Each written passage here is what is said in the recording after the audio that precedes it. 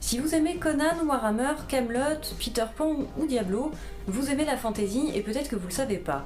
Il faut dire que comme genre littéraire, elle a mis un certain temps à se faire une place dans le paysage français, même si elle s'est largement propagée à d'autres médias comme le cinéma, la BD, l'illustration, le jeu de plateau ou le jeu vidéo. Pour vous y retrouver dans tout ça, je vous propose une intro à la fantasy, histoire d'éclairer un petit peu tout ce qui se cache derrière ce mot.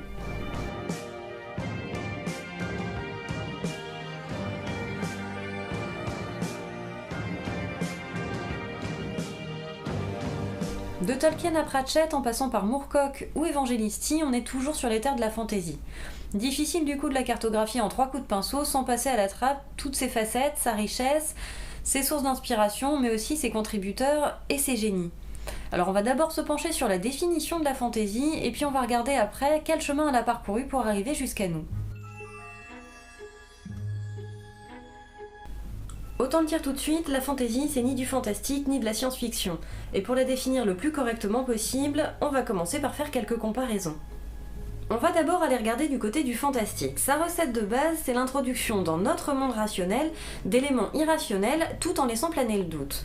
C'est-à-dire qu'à la fin, on est incapable de déterminer si les phénomènes étranges qu'on a observés, ils sont explicables de façon logique et rationnelle ou si au contraire ils sont dus à l'intervention d'êtres surnaturels.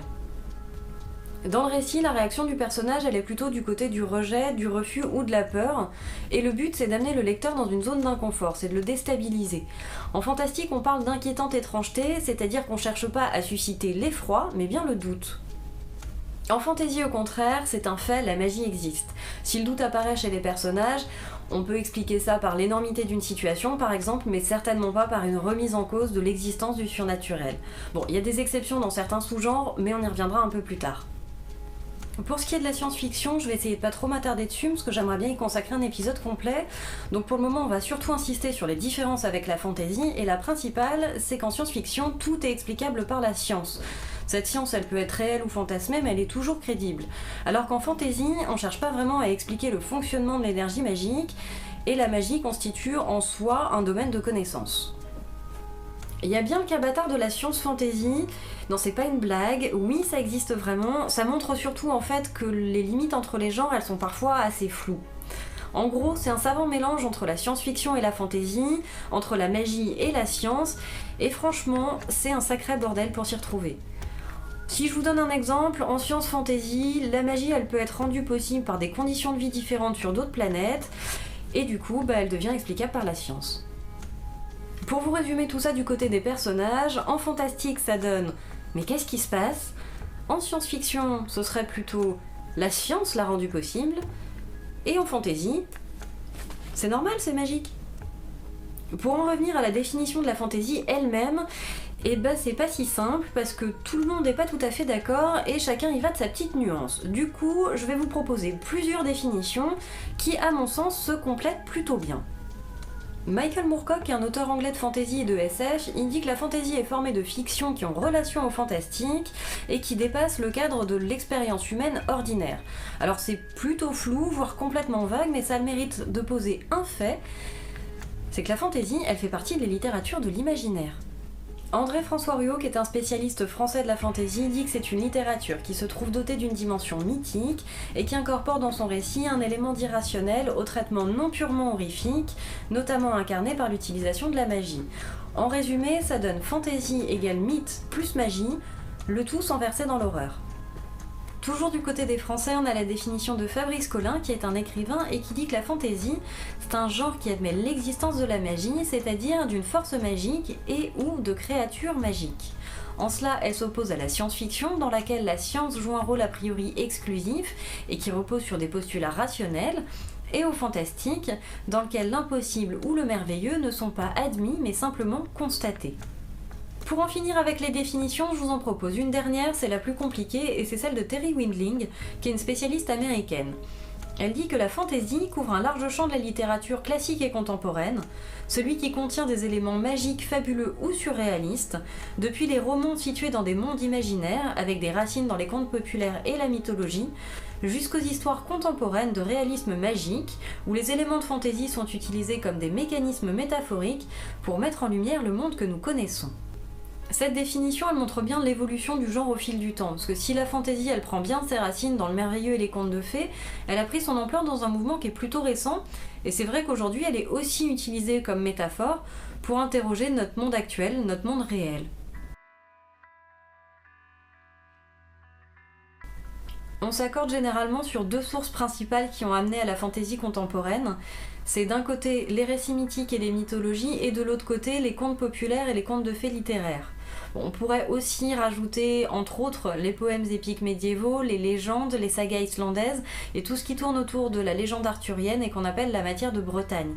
Mais historiquement parlant, on considère que la fantaisie, elle est véritablement née au XIXe siècle, en Grande-Bretagne, à l'époque victorienne.